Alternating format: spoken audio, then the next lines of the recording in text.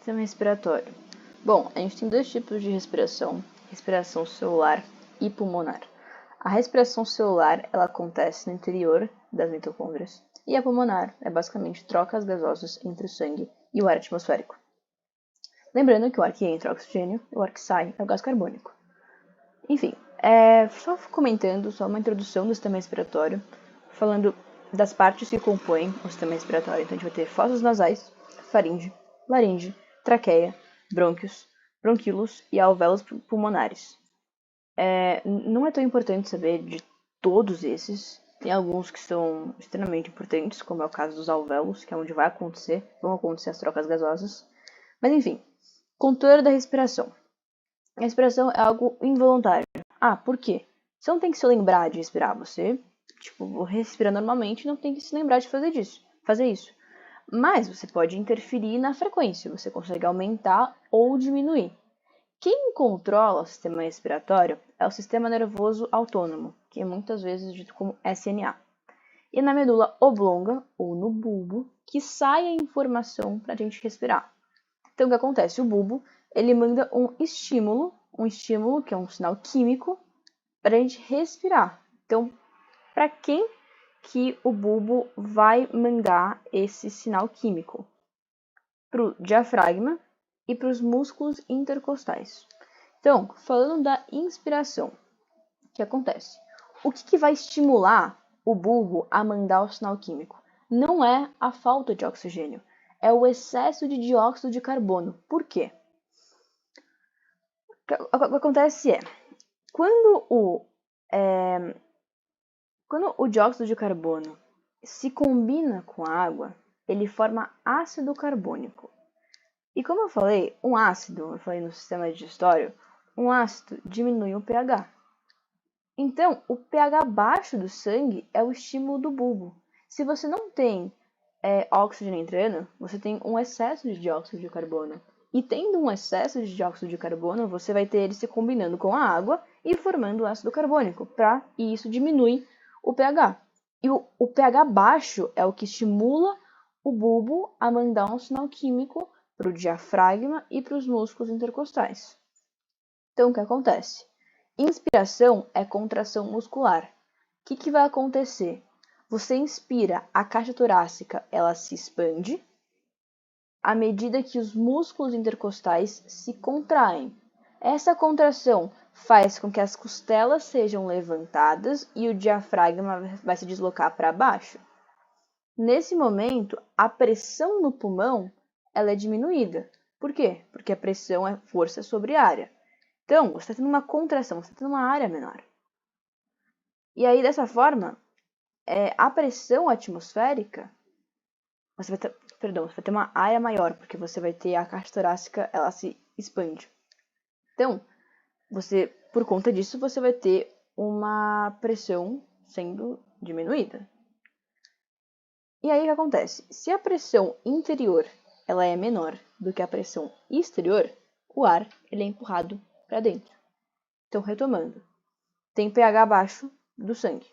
Estimula o bulbo a mandar um sinal químico para quem? Diafragma e músculos intercostais. Inspiração é contração muscular. Você vai inspirar, a sua caixa torácica ela vai expandir, os músculos intercostais vão se contrair, isso faz com que as costelas se levantem, e isso faz com que o diafragma se desloque para baixo. Então, a pressão nos pulmões ela é menor. Pressão interior menor do que exterior, ar entra. Inspiração é o contrário, é o relaxamento muscular. Então, o que você vai ter? Caixa torácica voltando ao seu volume normal, a costela voltando ao lugar normal, músculos intercostais relaxando e diafragma se deslocando para cima.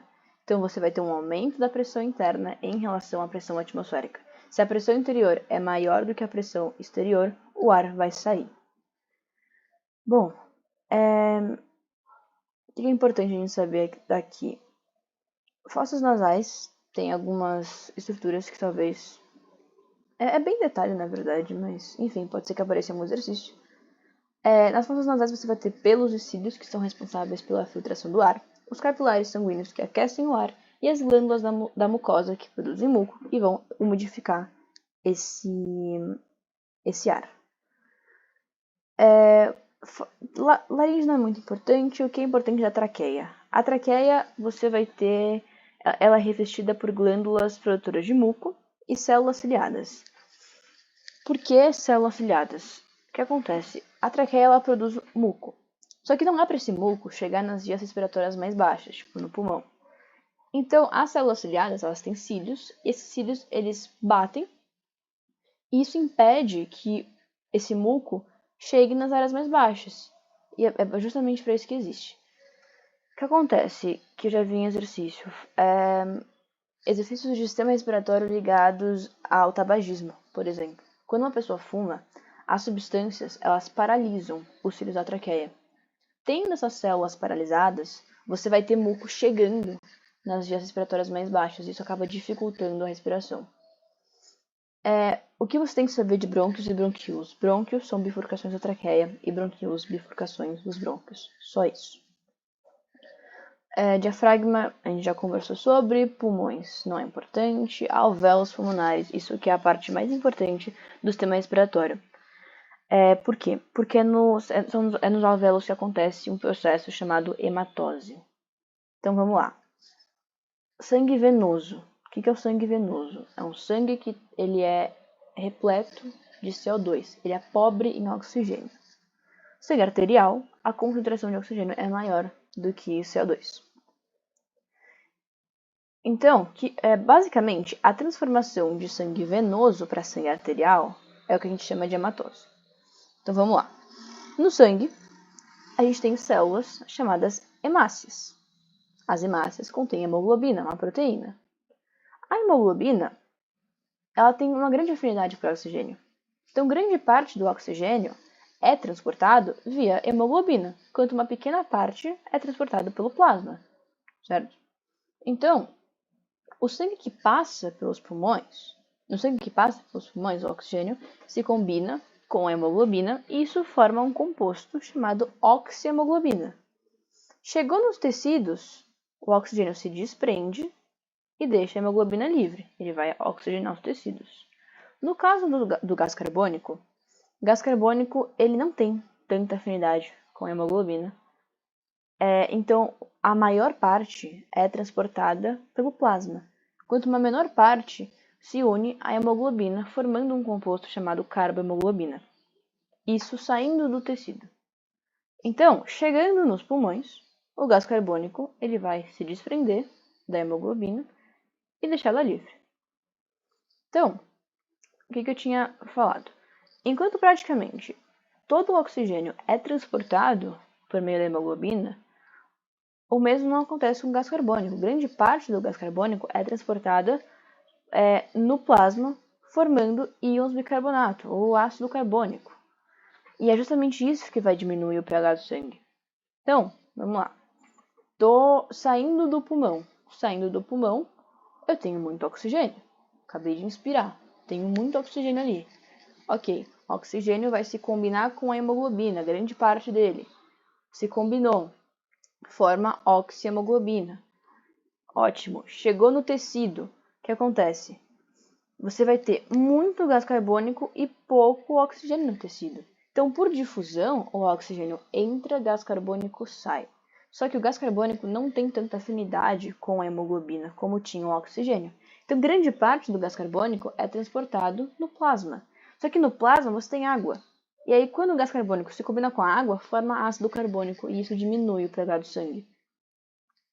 Mas lógico, uma parte do gás carbônico vai ser transportada por meio da hemoglobina, formando um composto que é chamado de carbohemoglobina. Isso é hematose. Isso que é importante saber. Em relação à aclimatação, o que acontece? A aclimatação é quando a gente se adapta a respirar em lugares que têm grandes altitudes. O que é importante saber de lugares que têm grandes altitudes? A pressão atmosférica é menor, então você vai ter menos oferta de oxigênio.